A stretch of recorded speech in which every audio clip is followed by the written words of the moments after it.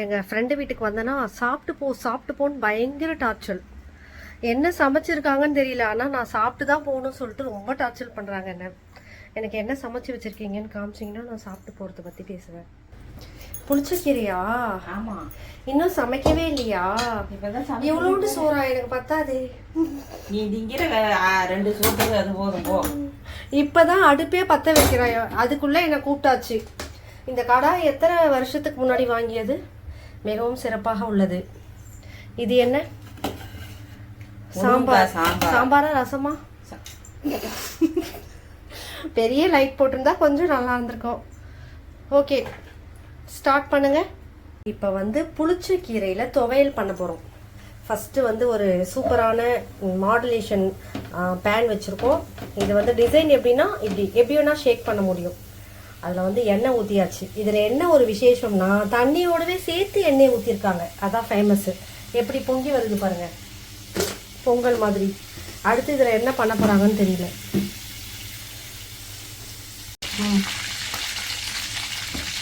3 வரமிளகாய், 4வது வரமிளகாய் போட்டாச்சு. ஒரு வெங்காயம், அதோடவே ஒரு தக்காளி.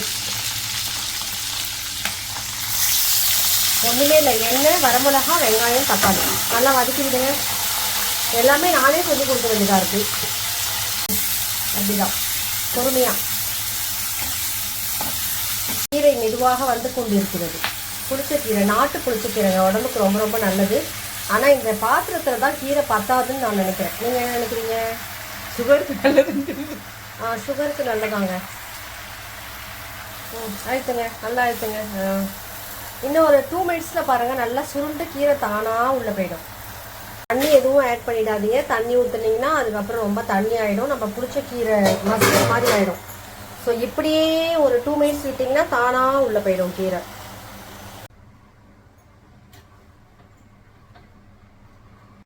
உள்ளே போயிடுச்சா கீரை?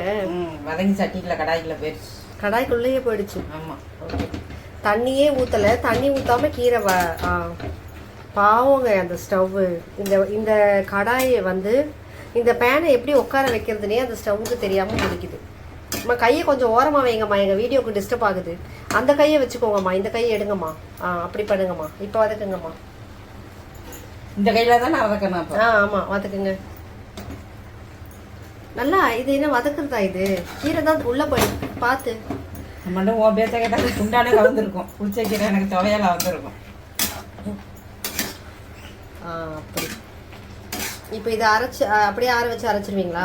அதுக்கப்புறம் என்ன பண்ணுவீங்க? கடுகு போட்டு தனியா போட்டு தாளிப்பீங்க. அது தனியாவா? சாம்பார் பொடி தானே? ஏன்ட்ட கொடுத்து அரைக்கும் போது சாம்பார் பொடின்னு சொல்லிட்டு அரைச்சிட்டு அது எதுக்கு போடலாம்? ஓ, சாம்பாருக்கும் போட்டால் சாம்பார் பொடி, புளிச்சக்கீரைக்கு போட்டால் புளிச்சக்கீரை பொடி. Okay, right. இது வதங்கிட்டே இருக்கட்டும், நம்ம போய் செந்தாழனியை பார்த்துட்டு வரலாம். செந்தாழனியை அழைக்கிறது நம்மளை. செந்தாழனி, என்ன உன்னை உள்ள போட்டாங்களா? வெளியில விடணுமா உன்னை? வரியா வரியா வரியா வெளியில? எதுக்கு கூப்பிட்ட? இப்ப எதுக்கு கத்திக்கிட்டு இருக்க செந்தாழ? எதுக்கு கத்திக்கிட்டு இருக்க? இந்த மாதிரி வெளிச்சத்தெல்லாம் பார்க்கவே முடியல. இப்ப நான் இருக்கிறது வீட்டுக்குள்ள இருக்கேன். எவ்வளவு வெளிச்சமா இருக்கு பார்த்தீங்களா? எங்க வீட்டு உள்ள போனா இருட்டா இருக்கும். என்ன பண்றது? அதாவது வீடு கட்டும் போது மேலே தளம் போட்டு மூடவே கூடாதுங்க, ஓப்பனாக வச்சு கட்டிக்கணும். மழை வரும்போது கொஞ்சம் கஷ்டம்தான், இருந்தாலும் பரவாயில்ல. சூப்பர் ஐடியா இல்லை? கீரை ரெடி ஆகிட்டு இருக்கோம், நம்ம போய் பார்க்கலாம். கீரையை நல்லா வணக்கி ஆற வச்சுருக்காங்க. இது ஆறுனதுக்கப்புறம் அரைச்சி நம்ம சூடான சாதத்தில் போட்டு சாப்பிட்டோம்னா அந்த மாதிரி ஒரு யம்மியாக இருக்குங்க. வேறு லெவல் டேஸ்ட்டில் இருக்கும். புளிச்ச கீரை துவையல் ரெடி. இப்போ அதே பேன்லேயே நாங்கள் தாளிப்பு பண்ண போகிறோம். ஆனால் நாங்கள் ரொம்ப சிக்கனமாக 1/4 ஸ்பூன் எண்ணெய் தான் போடுவோம். ஆனால் சளி பிடிக்காது, எண்ணெயிலேயே சுருள வதக்கி எடுப்போம் அப்படின்னு சொல்லுவாங்க. எந்த பொருளுக்கு எண்ணெய் அதிகமாக ஊற்றக்கூடாது. ஆனால் நல்லா இருக்கும். நாங்கள் துவையல் எங்களுக்கு புளிச்சக்கீரை ஒத்துக்காது, சளி பிடிக்கும் அப்படின்னு சொல்லும் போது அப்படியே எண்ணெயில் மிதக்க வதக்கி எடுத்து சாப்பிடும் போது சளியே பிடிக்காது. இந்த எண்ணெயில் பாருங்க, போடுங்க. கடுகே பொரியுமான்னு தெரியல அந்த எண்ணெய்க்கு. பொரிஞ்சா சரிதான். எண்ணெயை விட கடுகு அதிகமாக இருக்குது சுமித்ரா. இதை பற்றி நீங்கள் என்ன நினைக்கிறீங்க? முருகா, இன்னைக்கு நான் இப்படி வந்து மாட்டிக்கிட்டேனே. இப்படி ஒரு புளிச்ச கீரை துவையல் எனக்கு தேவையா? அந்த சாதம் ரொம்ப நேரமாக கவுத்து இப்படியே கிடக்கு. அதாவது நெய் எடுக்கிறாங்க. இப்போ கீரைக்கு வந்து யாரும் நெய் சாப்பிடுவாங்களா? ஜீரணம் ஆகாது சொல்லுவாங்க. ஆனால் இப்போ நெய் எடுக்கிறாங்க, மூடிட்டாங்க. நான் சொன்ன உடனே அதை க்ளோஸ் பண்ணியாச்சு. மா ஏதாவது தாளிச்சு சீக்கிரம் சாப்பாடை போடுமா. எனக்கு எண்ணெயே பொரியல. சாரி, கடுகு பொரியல. எண்ணெய் எப்படிங்க பொரியும் நீங்களே சொல்லுங்க. அதாவது எண்ணெய் இருக்கணும், அப்பதானே கடுகு பொரியும். எண்ணெயும் இல்லாம கடுகை போட்டா எண்ணெய் பொரியும். இதுல என்ன தாளிப்பு? இதை வந்து எனக்கு கோல்ட் ஆகாது, சளி பிடிக்காது சொல்லிக்கிட்டு இருக்கேன். பெருங்காயத்தூளை போடு. இதுல எவ்வளவு எண்ணெய் வரும்னு பாரு. எது இதுல வெடிக்குதா? வெடிக்கும். போன் எகிற போகுது, அந்த அளவுக்கு வெடிக்கும். போட்டு பெருங்காயத்தூள் ஓட்டு மேல பொத்துக்கிட்டு போய் அங்கிட்டு உள்ள போகுது பாரு. எண்ணெயை தவிர மற்ற எல்லாமே அதிகம்தான். கொட்டு. இது என்னது? சாம்பார் பொடியா? மல்லித்தூளா? தனியா தூள். சாம்பாரில் போட்டால் சாம்பார் பொடின்னு சொல்லிட வேண்டியது. ஏதோ ஒன்று. போட்டாச்சு. இது ஒரு எண்ணெய். பாருங்க எவ்வளோ எண்ணெய் இருக்குது. செம்ம எண்ணெய்ப்பா. இதில் கீரையை போட்டால் அப்படியே அந்த எண்ணெயில் அப்படியே தகன்னு மிதக்கும். உங்களை மாதிரிலாம் யாரும் கீரை துவையல் பண்ணவே முடியாதுங்க. தயவு செஞ்சு யாரும் ட்ரை பண்ணிடாதீங்க. யாரும் இதை பார்த்து காப்பி அடிச்சு ட்ரை பண்ணிடாதீங்க. என்ன மேலே பிரிஞ்சு வந்த உடனே தான் நான் பண்ணணும். பிரிஞ்சு இந்த பாரு வருது பாரு. எவ்வளோ எண்ணெய் பிரிஞ்சு வருது. உப்பு இப்பதான் போடுறீங்களா? முன்னாடி போடலையா? முன்னாடியே போடக்கூடாது. சரி, கீரை கலர் மாறிடும்ல.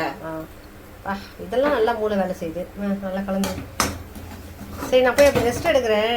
வீடியோ எடுத்து ரொம்ப களைப்பாயிடுச்சு. சாதம் போட்டு இந்த இதில் தான் எண்ணெய் இல்லை, இதை போட்டு கொஞ்சம் நல்லெண்ணெயை மேலே கொஞ்சம் தூக்கலாக ஊற்றி எடுத்துகிட்டு வரியா? சரி, நான் போகிறேன். சாப்பாடு போட்டிங்கன்னா சாப்பிட்டு போயிடுவேன். இது போதும் உனக்கு. போனா போதுன்னு 2 ஸ்பூன் வைக்கிறேன். போதும் போ. சாப்பாடு எனக்கு இவ்வளோதானா? ஆமாம். அதாவது டெஸ்டிங் எலியாக தான் என்ன கூப்பிட்டுருக்கீங்க அப்போ? ஓகே. இதுல 3 ஸ்பூன் போனா போதுன்னு வச்சிருக்கேன். 3 ஸ்பூனு. ஓகே. அது ஸ்பூனா முதல்ல? பின்ன அது என்ன? பென்சில்னு நினைச்சேன். சரி, அது கீரையை வச்சு கொடுத்தா நான் சாப்பிட்டுருவேன். நல்லா செம்ம டேஸ்டா இருக்கும். சாப்பிட்டு பார்த்துட்டு இந்த எண்ணெய் ஊற்றிருக்கேன், கடுகு ஊற்றிருக்கேன்னு சொன்னியே, அதை டேஸ்ட் பாரு எப்படி இருக்கும். ஓகே. மட்டும் தான் இருக்கு. டேஸ்ட் பாரு. இது எப்படி டேஸ்ட் பாக்குறது? வெறும் துவையில போனா போதுன்னு உனக்கு 1 ஸ்பூனுக்கு 2 ஸ்பூன் எக்ஸ்ட்ராவே போட்டிருக்கேன் நான். ஃப்ரெண்டாச்சே அப்படின்னு. டேஸ்டா இருக்கா? புளிப்பு வாயில வைக்க முடியல. புளிச்ச கீரை புளிப்பா தான் இருக்கும், பின்ன இனிப்பாவா இருக்கும். அம்மா கொஞ்சம் சாப்பாடு அதிகமா போடணுமா, கீரையை கம்மியா போடணுமா? நீ தான் ஜூஸ் அதையும் குடிச்சு டயர்ட். சாப்பாடு சட்டி வந்து கொஞ்சமா சின்னதா இருக்கு, புளிச்ச கீரை சட்டி பெருசா இருக்குன்றதுனால இப்படி பண்ண. இந்த சோறு போதும், இன்னைக்கு ஃபுல்லா கிடப்ப. பாரு. சூப்பர். நீங்க கூட இப்படி ட்ரை பண்ணுங்க. ஆனா சாப்பாடு கொஞ்சம் நிறைய போட்டு சாப்பிடுங்க. அவங்க எனக்கு தர மாட்டேங்கிறாங்க. கட்